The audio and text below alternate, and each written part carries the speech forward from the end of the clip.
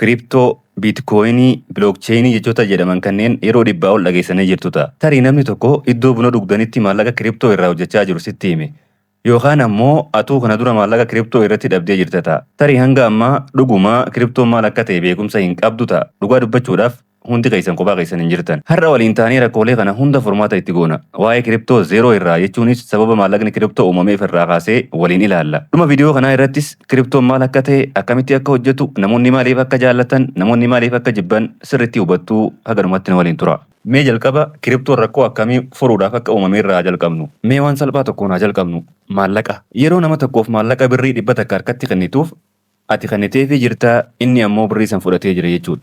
Wanti kun salphaadha. Garuu yeroo maallaqa karaa dijitaalaa karaa intarneetii erguu barbaadu akkamitti ergita? Rakkoon guddoon iddoo kana jirti. Yeroo ammaa kana kaffaltiin dijitaalaa tokkoon tokkoon nuti kaffallu fakkeenyaaf ka baankitti kaffallu, kan karaa peepaalii kaffallu, kan karaa kaardii adda addaa kaffalamu hundi isaatu kallattiidhaan nurraa gara nama nuti barbaannu dabra osoo hin taane jalqaba karaa qaama nu lameen jidduu jiruutti dabraa jechuudha. Qaamni nu lameen jidduudhaa bu'aa buufatu kunis baankii jedhama. Kanaaf karaa qaama jidduu kana malee maallaqa dabarsuun hin dandeenyu jechuudha yeroo ammaa kana. Yeroon maallaqa namaaf dabarsu baankiin jalqaba akkaan qarshiisan akkaawuntii irraa qabu cheek godha. Erga isa mirkaneessee booda akka maallaqni kiyya dabru hayyamuudhaan maallaqa walii dabarsuu keenya san warri baankii galmeessanii kaayyatu jechuudha. Kanaaf iddoo kanatti nuyi abbaa qarshichaa osoo hin taane baankichaatu abbaa murtiiti jechuudha. Sababni isaa yoo baankiin san hayyame malee qarshiin dabruu hin danda'u waan ta'eef. Sirni baankii jiddu galeessa godhate kun gaarummaa ni qaba garuu rakkoolee sadii gurguddoo qaba. Rakkoon baankii inni jalqabaa amanamummaadha. Amanamummaa yeroo jennu akkaawuntii kee akka hin uggurre baankii amanuu qabda jechuudha. Qarshiin kee baankii osoo jiruu sababa qaala'insa jireenyaatiin vaaliyuun maallaqa keetti yoo zeeroo ta'e qarshii kee argachuu hin dandeessu jechuudha. Akkasuma siistamni dinagdee biyyattii yoo cabes maallaqni kee kan baankii jiru ni badaa jechuudha. Biyyoota tokko tokko keessatti sababa mootummaan biyyattii maallaqa biyyattii humnaa ol oomisheef jecha yookaan ammoo sababa baankiin kollaapsi godheef namni waan waggaa dheeraa itti laffa'ee qusate dhabuu danda'ee jira. Wanti kun tiyoorii osoo hin taane biyyoota akka Zimbaabuwee, Veenzuweelaa, Arjentiinaa fi Giriik faatti kana dura ta'ee beeka jechuudha. Rakkoon siistama karaa baankii inni lammataa to'annaa maallaqaati. Baankii yoo barbaade qarshii kee akka hin ergamne dhorkuu danda'a. Mootummaan biyyattii herrega baankii kee sababa adda addaatiif ugguruu danda'a jechuudha. Kanaaf maallaqni kee maqaa keetiin haa yaamamu malee dhugaadhaan kan keetii miti jechuudha. Rakkoon siistama karaa baankii inni sadaffaa kaffaltii tajaajila olaanaa si gaafachuu fi saffisa dhabuudha jechuudha. Maallaqa kee sadarkaa idil addunyaatti erguu barbaaddaa kaffaltii tajaajilaa guddaa kaffaluu qabda. Akkasuma guyyoota baay'ee tokko eeguu qabda jechuudha. Sababoota armaan olii kanaaf akka lakkoofsa Awurooppaatti bara 2008tti rakkoon kufaatii baankii addunyaa guddaa mudatee osoo jiruu jechuudha. Walakkaa rakkoo kufaatii baankii addunyaa keessatti namni tokko gidduudhaan gaafii tokko if gaafate. Gaafiin inni if gaafates kana fakkaata. Maallaqa dijitaalaa kan harkaan hin qabamne qabaachuu osoo dandeenye hoo gaafii jedhu if gaafate. Maallaqni kunis kan baankiin sii fi nama ergamuuf jidduu hin jirre jechuudha. Gaafiin biraatis namoonni osoo baankii malee kallattii waliif erguu danda'anii hoo. Kana jechuun akka nama harkatti waliif kennuutti jechuudha. Garuu ammoo karaa intarneetiitiin. Kanaaf baruma kana keessa gaafiin namni kun if gaafate sun biitkooyinii ta'ee biitkooyiniin kun ammoo waan hundumaas jijjiire jechuudha. Mee amma immoo dhaloota maallaqa biitkooyin jedhamu waliin haa ilaallu. Waxabajjii 31 bara 2008 akka lakkoofsa Awurooppaatti namni tokko maqaa Saatooshii Naakaamootoo jedhu fayyadamuudhaan sanada tokko toora intarneetii irratti maxxanse. Sanadni kun fuula 9 kan qabu yoo ta'u mata dureen isaa biitkooyin a peer to peer electronic cash system mata duree jedhu qabatee maxxanfame jechuudha. Namichi maqaan isaa Saatooshii jedhamu kun dhugaadhaan eenyu akka ta'e hanga har'aatti eenyullee hin beeku. Taateen kun seenaa teekinooloojii keessatti iccitii guddaa haga har'aatti hin beekamin keessaa tokko. Haga har'aatti isa yookaan isaan beekuu baannus waan isaan uuman garuu ni beekna.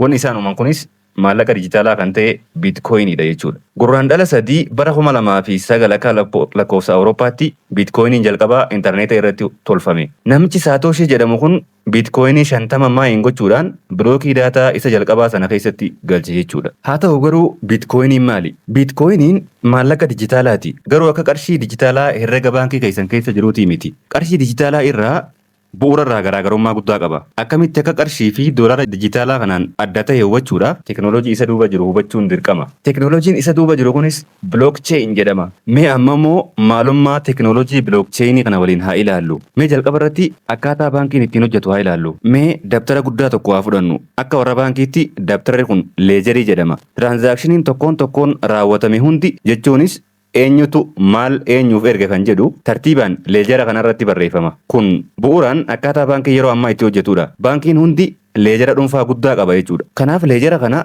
baankii san qofaatu arguu danda'a akkasuma isaan qofaatu leejera kana keessatti barreessuu danda'a jechuudha. Kanaaf yeroo isin qarshii waliif ergitan hanga isin ergitaniitii fi namni isin ergitaniif hundinuu leejera kanarratti barraa'a jechuudha. Siistamni baankiin itti hojjetu kana yoo ta'e bilookcheeniin hoo maalirree?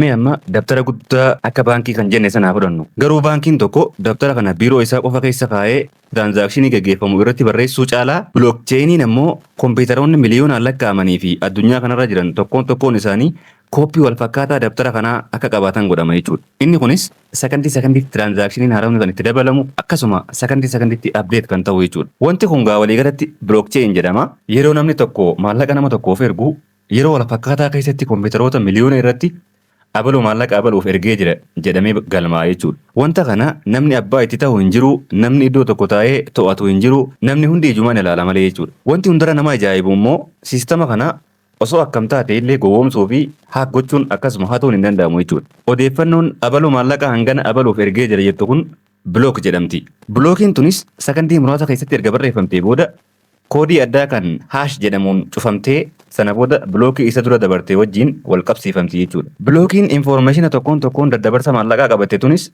akkuma wal duubaan dhufteen walirratti hidhamaa deemti yookaan immoo wal gubbaatti hidhamaa deemti jechuudha. Bilookiin kun kan isa dura jiru irratti hidhama, inni dura tures isa san dura jiru irratti hidhama jechuudha. Haala kanaan hanga bilookii jalqaba uumameetti deemaa jechuudha. Kanaaf wanti kun waliigalatti bilookcheen jedhamee cheeniin kun walitti hidhamiinsa agarsiisa waan ta'eef bilookcheen jedhamee beekame jechuudha. Bilookcheenii keessatti duubatti deebitee tiraanzaakshinii duraan gaggeeffame tokko fakkeenyaaf tiraanzaakshinii bara darbe gaggeeffame tokko duubatti deebitee bilookii tokko jijjiiruu barbaadda taanaan bilookii isa booda barreeffame yookaan immoo bilookii ergasii gaggeeffame hunda yookaan immoo tiraanzaakshinii ergasii gaggeeffame hunda isaa dhabamsiisuu qabda jechuudha. Sanoo ammoo yeroo tokkotti koompitara miliyoonaan lakkaa'aman irratti yeroo ati warra dura jiru san haquu yaaltu tiraanzaakshiniin haarawni sakandiitti barreeffama yookaan immoo haarawamaa waan ta'eef saffisni kee kan ati ittiin haqxu san isa haarawamu kana caaluu qaba jechuudha. Inni kun gaa wanta suma hin yaadamneedha jechuudha. Kanaaf kan namoonni bilookcheeniin hin jijjiiramu yookaan immoo bilookcheeniin jijjiiramuu hin danda'u kan jedhaniif jechuudha. Haa ta'u garuu wantoota kana hunda eenyutu ilaala jennee yoo ilaalle wanti kun gara gaaffii cimaa tokkotti nu fida. Gaaffiin kunis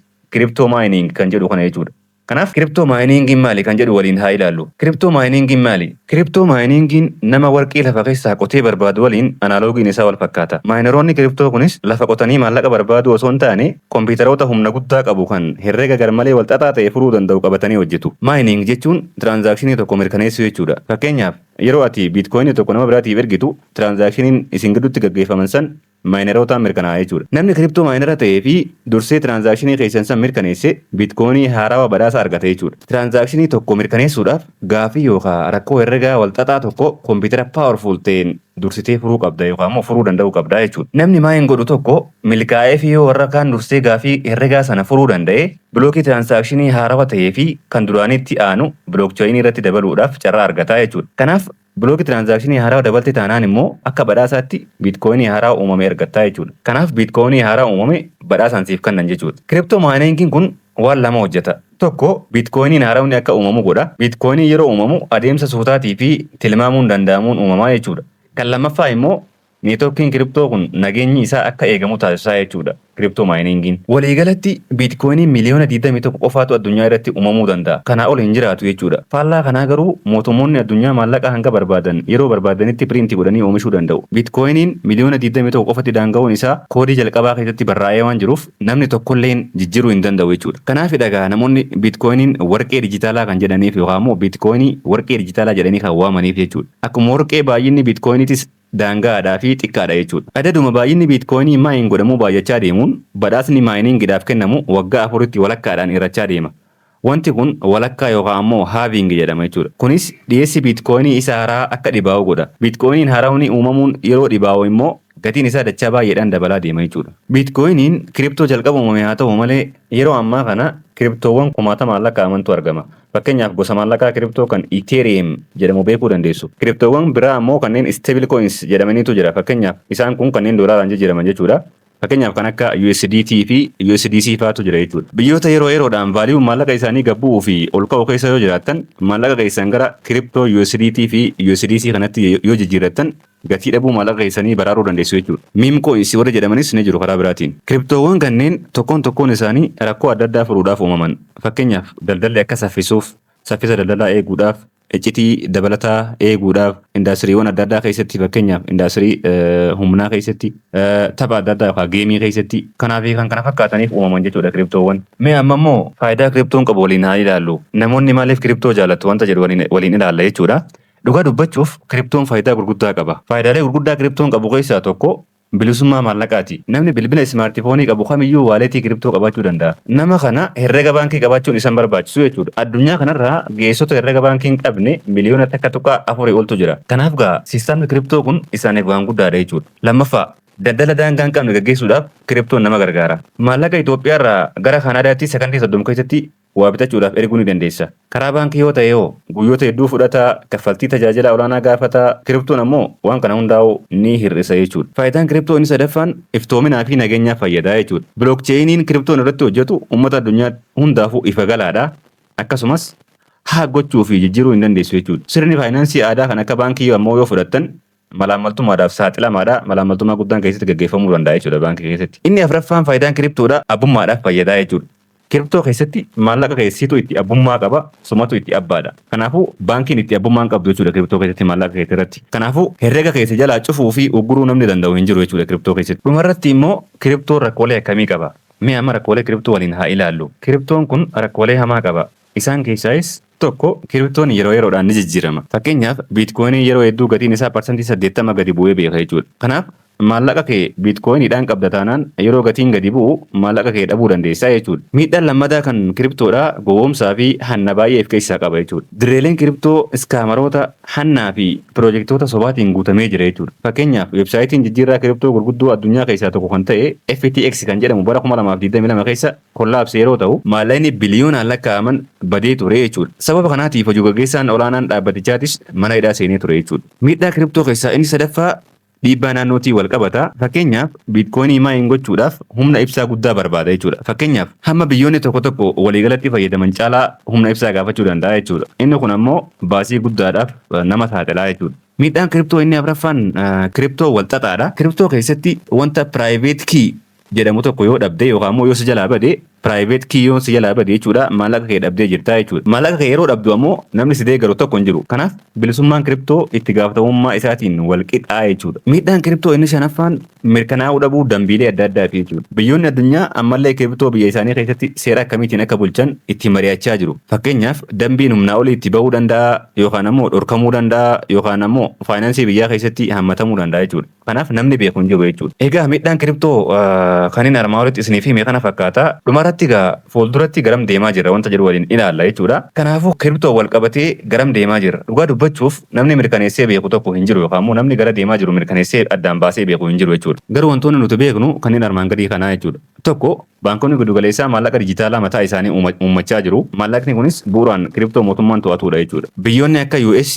EU, China hundi isaaniitu yaalii akkanaa kana gochaa jiranii. Lammaffaarratti dhaabbileen gurguddoon akka Visa, dhaabbileen akka BlackRock jedhamu fi mootummoonni tokko tokkolleen teknoolojii biitkoonii yookaan immoo bilookcheeyinii kana fudhatanii hojiirra oolchaa jiranii. Inni sadaffaa ammoo biyyi El Salvaadoor jedhamtu biitkoonii maallaqa seera qabeessa taasistee jirti jechuudha yeroo ammaa kana. Maallaqa seera qabeessa jechuudha biitkooniin biyya kana keessatti. Inni dhumaa immoo kiriptoon baankii fi faayinaansii aadaa bakka bu'uu dhiisuu danda'a garuu sirna faayinaansii irra deebi'ee bocuuf akka jiru ni shakkisiisu jechuudha. Dhumarratti egaa viidiyoon kun waa'ee kiriptoo akka hubattuuf yoo si gargaare nama kiriptoo osoo hin hubatiin garuu waan hubatee itti fakkaatu tokko tokkoof qoodii gaafii qabdan ammoo hunda isaanii koomentii jalatti naaf barreessuu hin dagatinaa. Viidiyoo biraatti walitti deebinaa nageet.